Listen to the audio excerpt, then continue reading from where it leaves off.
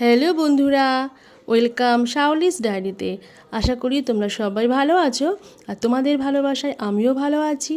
আর ভালো থাকার কারণেই তোমাদের কাছে নিয়ে এসেছি একটা ছোট্ট মিনি ব্লগ।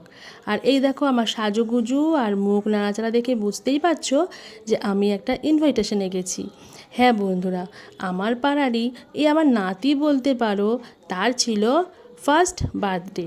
তো সেই উপলক্ষে পাড়ার সবাইকে নিমন্ত্রণ করেছিল, তাই গিয়েছিলাম।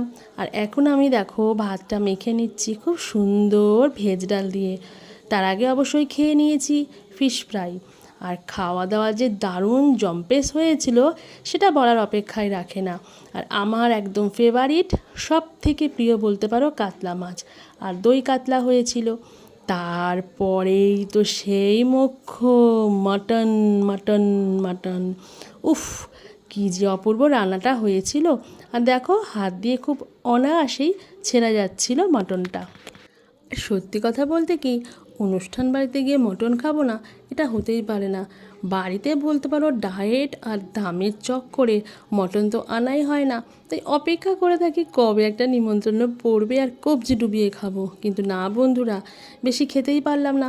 আসলে এত গরম ছিল, আর আমি যে জায়গাটায় বসেছিলাম মাথার উপরে না ফ্যান ছিল না, ওই একটু প্রবলেমের জন্য খাওয়া দাওয়াটা খুব রেস্ট্রিকশানেই খেয়েছি বলতে পারো।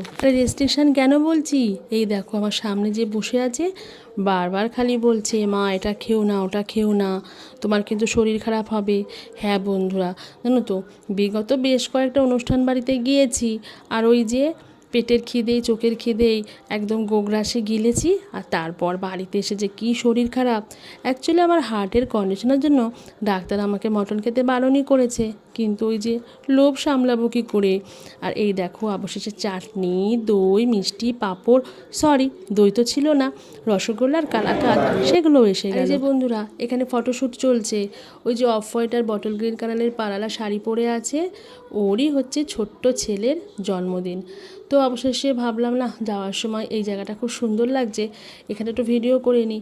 অ্যাকচুয়ালি হয়েছিল কি, যখন গেলাম তাড়াহুড়ো করে খাওয়ার জায়গায় চলে গিয়েছিলাম, কারণ বাড়ির থেকেই বারবার ফোন করছিল আমার বর যে আমরা বাড়িতে আসলে ও বেরোবে। আসলে বাড়িতে কোকো আছে, তো আসবার সময় এই জায়গাটা একটু কোনো রকম ফটো তুলে নিলাম।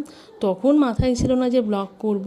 এটাই আমার হয়, যে কোনো অনুষ্ঠান বাড়িতে যাব, কোনো রকম যাওয়া খাওয়া করে আসব, আর বাড়িতে এসে ফোনটা ঘেটে ঘেটে দেখবো, দেখি তো কে কী ফটো তুলেছি কী কী করেছি, তখন খুব মিস করি।